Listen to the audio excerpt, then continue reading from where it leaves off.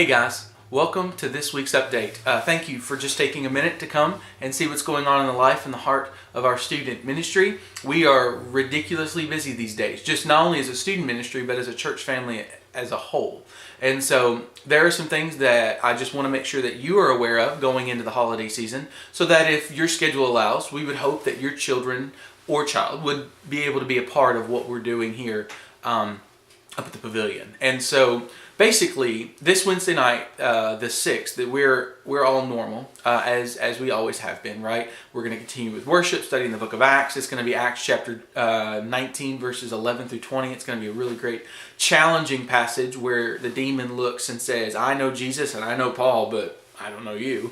And so that's going to be a really good passage to study through together. But next Wednesday, the 13th, is our annual Christmas party. And if you've been a part of student ministry for any length of time, you know that our Christmas party is traditionally the Wednesday before Christmas. And there's a reason that we bumped that up, because it is a week earlier than normal. And I'll explain that in a minute. But for our Christmas party, basically what we're doing is we're gathering from 6:15 to 7:30, just like we would during our normal worship hour, and it's going to be a time of fellowship and fun and food, right? The 3 F's that we love, right? And basically, because our student ministry switched to a small group model on Sundays where we're not all together anymore, we really don't have a great opportunity to have a big Christmas breakfast or potluck together. And so what we've done is we've shifted that to our Christmas party. So here's what we're asking of all the students that come. Bring a dish to share, right? And so that does not mean that you as the parent are responsible for that, but what we are asking is that if they can bake or cook or go out and buy something, to share, we would love for them to bring a dish to share with us that night. Now, the 20th, which is the following Wednesday,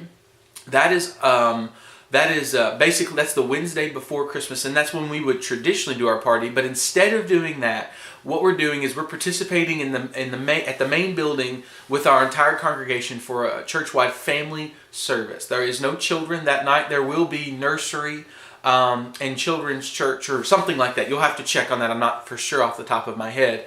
But the children's ministry, the student ministry, and all the adults will gather together for a church-wide family service to celebrate the holiday season. So that's going to be a lot of fun. Really looking forward to that. Some of our students are going to help with worship that night, and so that's going to be a fantastic night just to be together. So that's kind of why we've changed things up. The 24th, that's Christmas Eve. That's also a Sunday. We've adjusted our service model for you guys so that you all can come and worship the Lord with your church family, and then you can still have enough time to be with your family for the holiday season. So basically, instead of 3 services, 3 small groups, we've switched that to 2 services, no small groups. So it's 8:30 and 10 o'clock, no small groups that morning.